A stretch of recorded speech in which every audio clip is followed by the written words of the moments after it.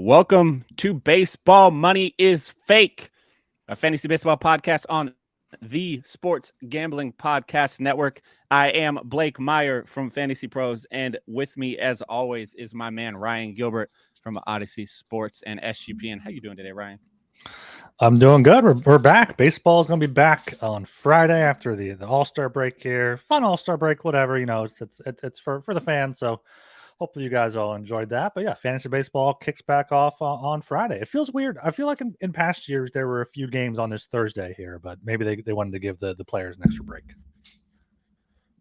Yeah, that's probably what it was. And I mean, for my sake, I'm glad they did because my content outside of the podcast doesn't start back up until baseball starts back up. So it gave me an extra little day to kind of just relax and play MLB The Show and not have to worry about writing 1,800 more words. But here we are. I watched the All-Star game. I didn't watch it super closely. I watched every second of the home run derby, though. Julio Rodriguez, he was never going to win it.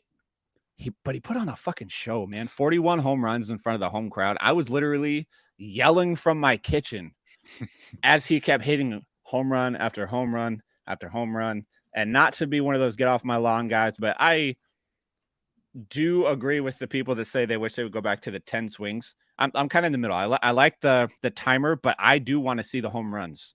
There were so many, like with Randy Arozarena, they're freaking firing them off so quick. I didn't know if half of them landed in the stands or in the outfield. I couldn't tell because they were just throwing them so quick. But it was a lot of fun to watch. It was a much-needed little, just kind of like a fun little game, and then a couple days off to kind of restart the batteries, and we're back at it, man. Yeah, I agree with most of the home run derby takes that are out there about go back. Maybe not go back to 10 outs, but just have it not head-to-head. Have it so everyone gets 3 minutes. The top half move on to the next round, and then in the top two move on to the third round. Maybe even just make it 2 rounds. Make it like the top 3 or 4 move on, and then those guys play for the championship.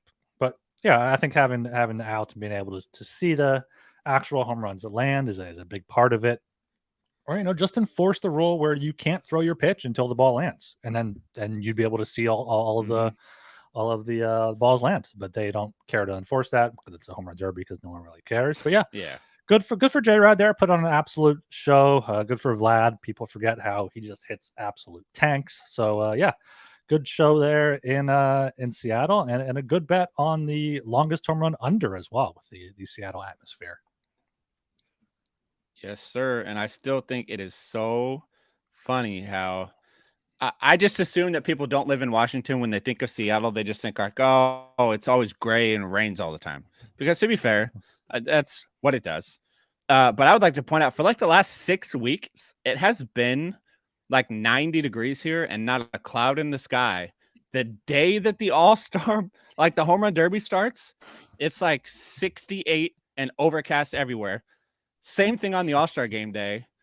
And like today, if I open my window right now, it's like 88 degrees and not a cloud in the sky. So it's only while we're on national television that people got to see like the typical Seattle weather.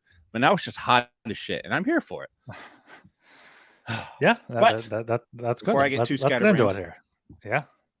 Yeah. Oakland actually did something instead of moving their franchise to Las Vegas. They have called up 2 of their top prospects, Tyler Soderstrom and Zack Gelof, have both been called up and are going to be making their major league debuts. I will admit, of the 2, Soderstrom does intrigue me a bit more than Gelof.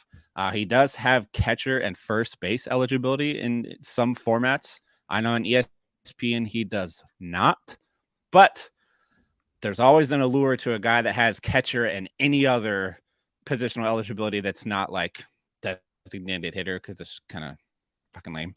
But the thing with him is, so he has 70 grade power. If you check his little prospect grades on not Fantasy Pros, on Fangraphs, 70 grade power, which is awesome.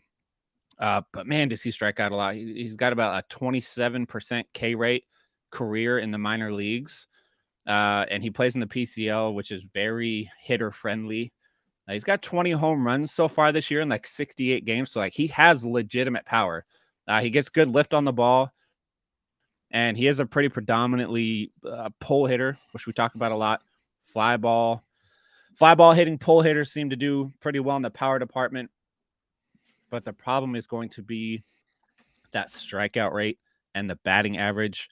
It is honestly feeling like he, at least for me, he's going to be like to use his teammate as an example, like a Seth Brown type, somebody that could hit 25 to 30 home runs in a year, but he's going to bat 218 and strike out a lot. And that's just kind of what you got to deal with. But the positive side of that is he has catcher eligibility, and catcher is pretty deep at the top, and then it's a wasteland after that. So it makes him intriguing. Did you take a chance on Soderstrom at all, or are you doing the wait and see approach? He is available in my Yahoo, my redraft league. He is catcher eligible there at Yahoo. Yeah, and I think Seth Brown's a good comparison. I saw people comparing him to possibly Matt Olson if that power grades out. But yeah, 20 home runs in 69 games, 29 home runs in 134 games last year. The power's there. Average is going to be tough, but like you said, catcher, there's a few top guys, and then that's it. Like I have Daulton Varsho. I'm probably going to drop him for Soderstrom just because Soderstrom has a higher ceiling. I think maybe Varsho can bring it back. But yeah, I think Soderstrom is probably definitely worth picking up if you need a catcher, if he's catcher eligible, if you're on Yahoo.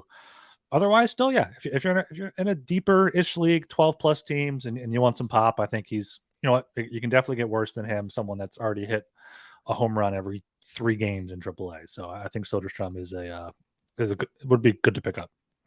Yeah, and he is worth at least a speculative ad. And I like what you said about 12-team and deeper leagues.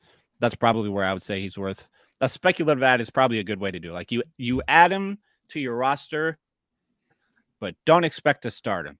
Add him so that you have him in case that power does translate to the major league level and he just comes out hitting fucking dingers. Then you've got him, and then you can start him and you're good. But if you pick him up and you just ride him out on the bench to see how it goes, and he really struggles, like a couple Golden Sombrero games back to back, that sort of thing, don't be surprised. But then you could safely drop him and just kind of see. But we've had some really good rookie performances this year. So it wouldn't surprise me if he came up and did something, because Oakland has found a way.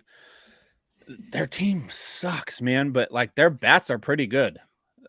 So they could find some production out of Soderstrom. I don't think they're going to have him playing any catcher. So that catcher eligibility is likely just to be for this year, because they have Shane Langlier at catcher already. So, I mean,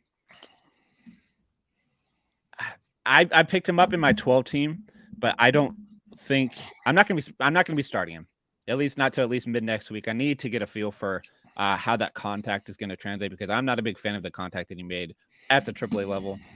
So we'll have to see. Looking at the catchers though, like Murphy, Heim, Will Smith, Rutschman, Realmuto, those guys you're not going to drop for him. Salvador Perez, you're not going to drop. Elias Diaz, your boy, with the big home run in the All-Star game. He's probably worth keeping. Alvarez has been great. I regret dropping him.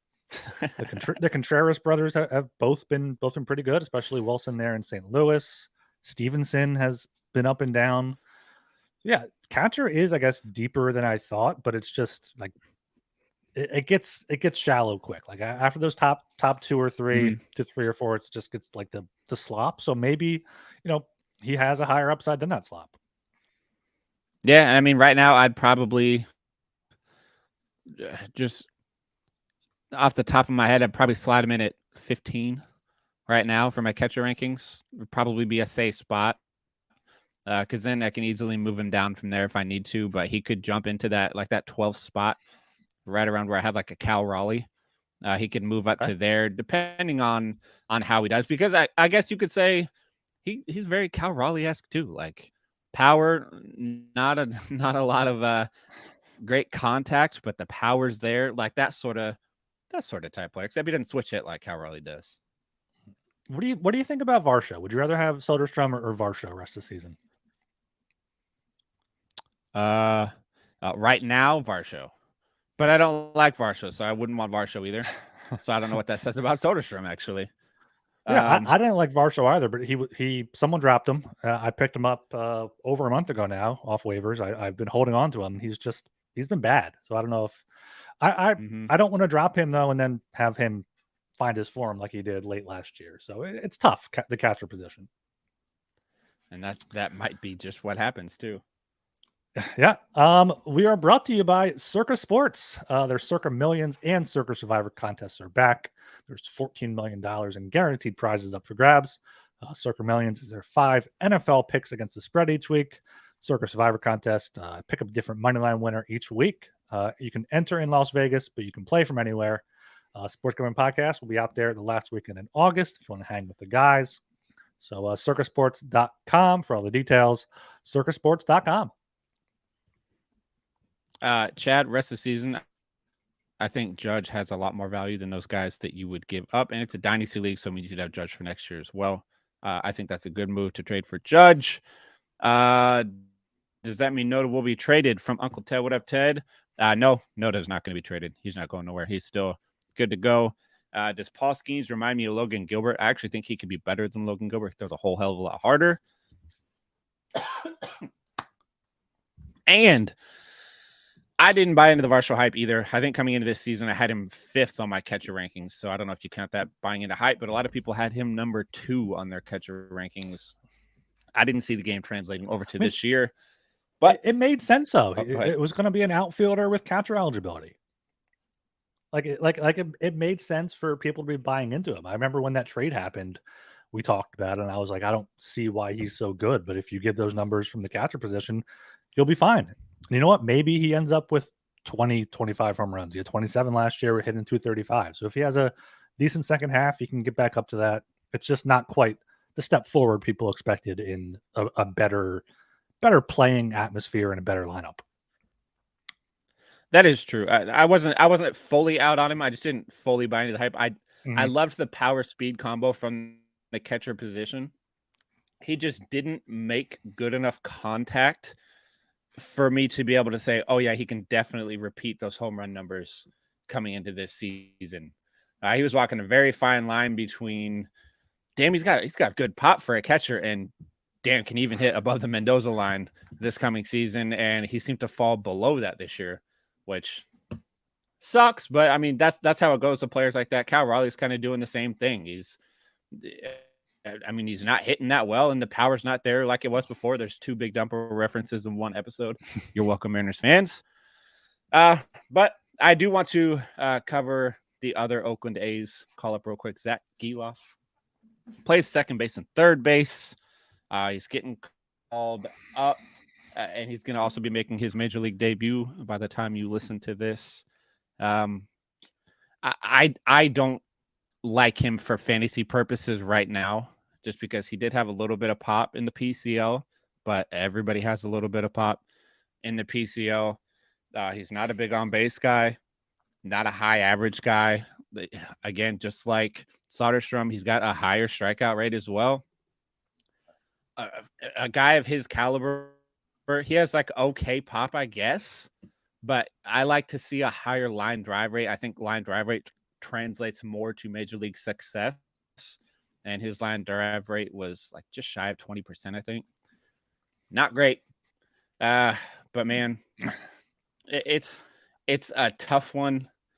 He could be good. Right now, I don't see, outside of like a 15-team league, I'm not going to add him. No, I think we've already spent too much time, with all due respect to him, too much time talking about him right now. Second base is fine this year. AAA numbers are fine, hitting 304 this year after hitting 228 or 270 last year. But he was on Team Israel at the World Baseball Classic, and in 13 at bats. Do you want to guess how many hits he had? I'm going to say 0, just by the way you phrased that. He had 0 hits. How many strikeouts? How many times did he strike out? 13 at bats. Don't say 13. Not 13. He's a professional baseball player. 5. 7. Over half of his. And he had 1 walk. So 071 OPS there for him in 13 at bats against, probably close to major league pitching. But yeah, the World Baseball Classic isn't, the best judge, but looking at his minor league stats and just what other second basemen are available, I think, especially in Oakland, it's just a no-go. I bet if he got a couple hits, then that bet might have cashed for Uncle Ted. And Chad, real quick, said from what he's seen, Gelof, we might get like a Brendan Donovan type. I like that. I could see that. Maybe Brendan Donovan with a little less. Is Chad just out here average. scouting the A's? Like, what are you doing, Chad? He might be. And he also, I wanted to point out, he also said he couldn't believe that a lot of people thought Daulton Varsho is going to be 3 to 5 rounds better than Adley Rutschman coming into the season. This is my moment to let everybody know I was not one of those people. Adley Rutschman was my number 1 overall catcher in my Fantasy Pros draft rankings this year. I think I was like 60 spots higher on Adley Rutschman than the average expert. So that's pretty cool. I'm enjoying that one this year. But I want to hop into some injury updates. First one would be Yordan Alvarez is starting a rehab assignment. I almost said who knows how long that'll be. It's likely not to be a massively long rehab process for him. He'll be down there. My guess would probably be a week. And then he comes back up and joins the team. And then after that, I just saw that they said Altuve is about a week behind Yordan. So if Yordan is starting his rehab assignment on Friday, it's safe to assume that Altuve will likely start his next Friday.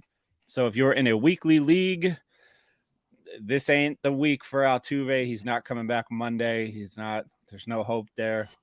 So you have to ride out without him for a week. But daily league, just hang on. Altuve will be back soon. I'll have to see how that goes, though, because wasn't it an oblique? I hate not knowing some of this. For Altuve, I think it was an oblique. They also have Jose Urquidy is on the rehab assignment as well this weekend. Oh, they're bringing them all back. Yeah, that'll be good. But yeah, I'm not a big fan of obviously I'm not a fan of any injuries, especially when it comes to fantasy baseball injuries. But an oblique is a scary one just because it can be known to zap a player's power even when they come back, and they can linger for quite a long time. So I mean, Altuve is already only like 5'6", 150 pounds. Doesn't have a ton of power to begin with. So zapping that power a little bit, I want to see where he ends up going from here. But if he can come back with some pop in his bat, I'd be excited to see that. But I'm just nervous. Yeah, I think, though, this could be a good time to try to sell Yordan Alvarez if you have him. Because this is when people, he's in the news. He's got a rehab stint still. You never know if the rehab is going to go well. It could be a hand injury that nags him the rest of the season. They kind of play it safe in the playoffs. So I think, especially if you're in a keeper league and you're not going to be winning this year, I'd say probably sell him for some younger players or try to get more pieces there. And kind of the opposite for Altuve. This is the time you talk about when, a player, you get an update on the player and they're not quite on the rehab assignment, but they should be back within, 2 to 3 weeks. Like, you can take that hit if you're able to get him at enough of a discount. So if you need a second baseman, if you don't think that oblique injury is going to be too tough for him, I think he'll be fine. I think Altuve will be able to play through it, even though he has had a few injuries this season. But yeah, I think this is a good time to maybe target those guys if you're looking for either sell Yordan if you're not sure on him for the rest of the year, or to buy Altuve if you need a second baseman.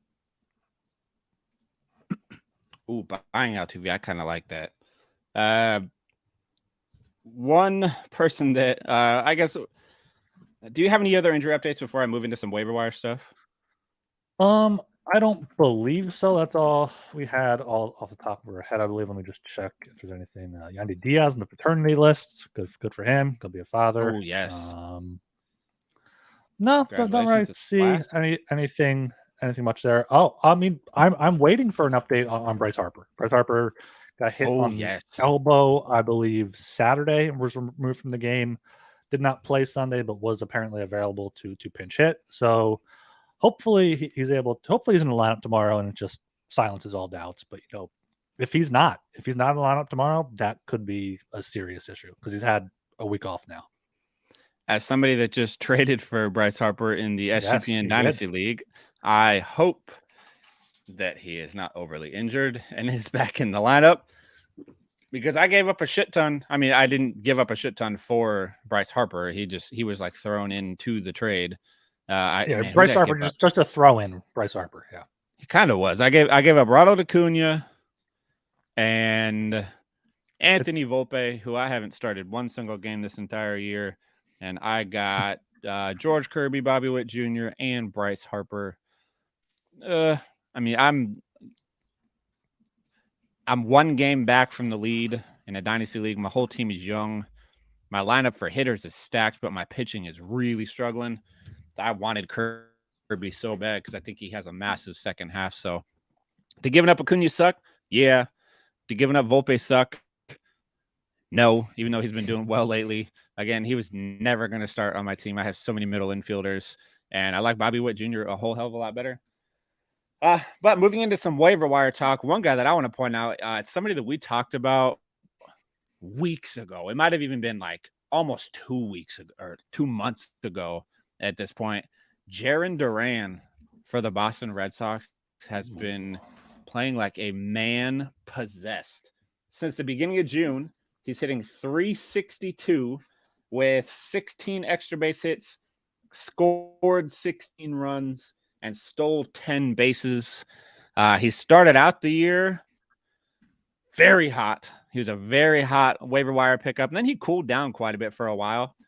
And the man has picked it right back up. He's 20% owned on ESPN, which means he's probably really 60% owned on Yahoo. He is exactly 60% owned roster on Yahoo. Yeah. Boom. I didn't even check that beforehand. That 20% owned on ESPN. I don't know what ESPN managers are doing, but get your shit together. That's absurd. Like, he's playing so well, and I don't think he's going anywhere. He was that post-hype sleeper status, kind of like Jared Kelenic coming into this year. He was getting overlooked because he's supposed to be so good, never was. And he finally, now that the lights are off of him, he got the chance to just play some fucking baseball, and it's going so well. I think in ESPN standard point leagues over the last 2 weeks before the All-Star break, he was averaging over 5 points a game, which if you can get a guy that's averaging 3 points a game, that's excellent. Duran is averaging 5 points a game, which is nuts in points leagues. So if you are in an ESPN league of any type and he's available, or any league format for that matter, add him. He's not going anywhere. He's putting up great numbers. I think he's leading the league in doubles, or like top 5 in doubles in the league, which plays well. He's got some pop in his bat, and he's got speed. So he's worth an ad, and he's someone that everybody should be looking for. Yeah, I completely agree. I didn't realize he was rostered in that many Yahoo leagues even, but looking at his recent numbers in July, he is 14 for 24 with 6 doubles, two triples, and a home run. In the past 28 days, he's hitting .417, 25 for 60. So yeah, he's hot right now, and he has the tools. So it looks like he's putting it together. Hopefully the All-Star break didn't cool him off too bad. And we're also brought to you by Underdog Fantasy. Best Ball Mania 4 is here, and Underdog Fantasy is giving away $15 million in prizes. Underdog Pick'em is also a great way to get down on your favorite MLB and NFL season player props. So many ways to win over on Underdog, and Underdog is available in so many states. Head over to UnderdogFantasy.com and use promo code SGPN for a 100% deposit bonus up to $100. That's UnderdogFantasy.com, promo code SGPN. All right, somebody else that's been heating up lately, well, before the All-Star break, would be Willy Adames, somebody that I had highlighted before the season as one of my breakouts for this year. I wouldn't quite call his season a breakout. It's only hitting .213, but I did say to expect a lower batting average, so it's kind of what we expected. But he's got 16 dingers now. He hit 4 in his last 5 games before the All-Star break. He's really coming into his own lately. He's somebody that makes really, really hard contact. He doesn't make the best contact, but makes really hard contact, and he always carries a higher than league average barrel rate. So if Milwaukee can really get things going and he can start hitting more often with people on base in front of him, he's going to hit 30 home runs this year, more than likely. And so he could get to that 100 RBI plateau if he can get some of those guys on base in front of him. And 30 home runs, 100 RBIs out of a shortstop is pretty damn good, especially somebody that's fairly widely owned, but I think he gets sat a lot just because he's kind of a one-trick pony. He is really just a power guy. He's only stole 4 bases this year, and he was never a base stealer in the past. But if you need cheap power going forward, I think Willy Adames is a good way to find it. If you're going to trade for him, though, you're probably going to have to wait until he cools off from the little slugfest that he's putting on. Wait till he goes a couple games without a dinger and then try and make a move. You can get him a little cheaper than some of these more premier home run guys, but he's going to put up the same type of numbers that they will for the rest of the year. Yeah, I mean, he's rostered in 78% of Yahoo leagues, but it's like, pick him up if he's available. I think he's a good trade target too, because like Willy Adames, you don't think is like a great shortstop, especially for fantasy baseball. Like, okay, Willy Adames is whatever, but he's hitting third for the Brewers. His expected WOBA is going up over the last 50, 100 plate appearances. He's been solid. Last year had 31 home runs, 25 the year before that, 20 in 2019. Like, he's not going to hit for average, but no one hits for average nowadays. So get that power in your lineup. Unfortunately, no speed from shortstop is kind of tough, but home runs rule, power rules the world. So Willy Adames, I think, is a good person to go after. And then somebody else that I'll say he's caught me off guard, even though I am the resident Mariners fan. So maybe he shouldn't have caught me off guard as much as he has. Mike Ford, the big boy, he has been on absolute fucking fire. Let's say since June 24th, he is hitting. Shout out Fangraphs for always being fast when I'm trying to pull my numbers up. This never fails. He is hitting 395 with 4 doubles, 4 home runs, 11 RBIs. He has a 4-for-4 game. He's got a 3-for-4 game. He has 3 other multi-hit games. He's walking at a 10% clip. He's batting at the bottom of the Mariners order, which always sucks, trying to pick up a guy that's batting like 7th and 8th in the lineup because that limits the amount of at-bats he's going to get. And it's Mike Ford, so he's not like this dude that's going to come out and light the world on fire for the whole year. But he's like our knockoff Daniel Vogelbach now. Like, we had Vogelbach a few years ago, just fucking hit 30 home runs out of nowhere. And then there's just fucking big old chunky boy over there in New York now. Watching Mike Ford run, his feet like shuffle when he runs. He can't run very fast, but 12% barrel rate, 48.5% hard hit rate. He's only owned in like 4% of ESPN leagues, so he's very widely available. And Scott Service loves him, which is big. Scott Service isn't the best manager in the world, and one thing you got to pay attention to is, does he love the player? And if he does, he's going to find a way to get him in the lineup consistently. Who knows after the trade deadline, because I think the Mariners are going to be buyers. Mike Ford could get traded at that point, or they could bring in a guy to play DH just a lot better. But for now, Mike Ford does have some does have some value. And I think he should be, I'm going to say probably deeper than 12-team leagues, or a 12-team league that's like, you got real big rosters, like 30 or 40-man rosters. Definitely have big old Mike Ford on your bench. Yeah, I think that's a good call out for those deeper leagues. If you need, first base, some home run power there. Also, another guy I'm looking at here has been good over the past 2 weeks is Jesus Sanchez for the Miami Marlins, one of those big boppers down there with Soler and De La Cruz. His baseball savant page is just bright red, expected batting average 89th percentile, expected slugging 90th, expected WOBA 88th. So he's hitting the ball hard, hitting the ball to the right places. He did deal with an injury earlier this year, but I think, he's hitting cleanup when he starts for them, clean at 4th or 5th. So I think he's someone to look for. Only rostered in 3% of Yahoo leagues. So yeah, those deep leagues, 15 plus teams or 12 plus teams where you're looking for some help there, I think could be a good look. Ted real quick said do I think Swaggerty will come back this year? I'm hoping you mean Sam Haggerty because we're deep in Mariners talk right now. So I personally, man, he might come up in September. He doesn't really have a spot on the roster at the moment, especially Dylan Moore's back, even though Dylan Moore fucking sucks. So Haggerty is definitely better than Dylan Moore.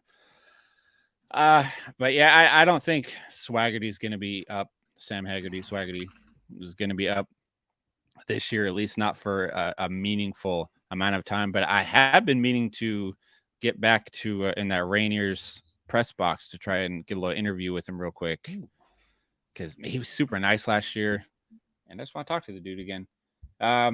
One more. You're talking about Miami. Garrett Cooper has been pretty hot lately as well. 1, 2, 3, 5 multi-hit games since June 25th. Tons of RBIs.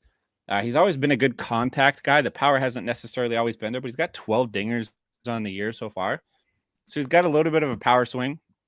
And again, he's always been a guy that carries a higher on-base percentage and a good average. And so when he's ticking, he gets on base quite a bit. And he's hitting pretty predominantly 5th in that order, which is a good spot. They got some good hitters there, especially when Jazz comes back, whenever that might be. If he comes back for the 5 games he plays between now and the end of the year, he's worth in that as well. I think he's owned in 15% of ESPN leagues. So another one that's pretty widely available. And I'd say he's probably worth it in 12-team leagues, not even deeper than that, like 12-team leagues. I'd say there's probably a spot for Garrett Cooper, especially when he's hitting like he is. Yeah, I think that's good. I mean, getting average and power out of first base is huge because you have these guys we talked about hit 25 home runs, but hit 200 as well. Circling back to the A's here, Brent Rooker. What do you think about him? He's been up and down. He had home runs in back-to-back games heading into the break. He was out the All-Star game, possibly got some confidence, rejuvenation there. Looks like his last 50 plate appearances starting to go back up. His expected WOBA there over the past week or two. 16 home runs in the year, hitting 246. He's not someone like you can expect to roster for the whole season, but do you think maybe he gets a little bit of a boost here coming out of the break? Yeah. He seems to be a hot and cold guy, man. He started the year so good. One of the top guys for barrel rate home runs. He led the league in OPS for a lot longer than a lot of people thought he was going to. Cooled off quite a bit. Seemed like all the good ABs kind of got to him a little bit. Maybe he was doing a little better than he expected to as well. But he's really turned things around. And again, barrel rate's back up just shy of 15%, which is nuts. I don't have the numbers right in front of me, but he's got to be top 10 in the league in barrel rate. 47.5% hard hit rate, 92 mile an hour average exit velocity. So he makes really, really, really hard contact. I think there's still maybe in a 12-team league value, like deeper than that for sure. Maybe Soderstrom and Gelof help his value a little bit if they bat a little higher in the order. Yeah, we'll have to see how that goes. I think Gelof's a bottom of the order type of hitter, though, so I don't know how that will work. But yeah, I like it. I think he may just end up being one of those really streaky hot and cold hitters, kind of like a Jack Sawinski. So if that's the case, he's heating up right now. So he's worth an ad wherever you can get him. Yeah, I think that's. You got anyone else you're looking at here? I don't, but one thing I do have that everybody should be looking at is our Substack. Forgot to mention it at the top of the episode.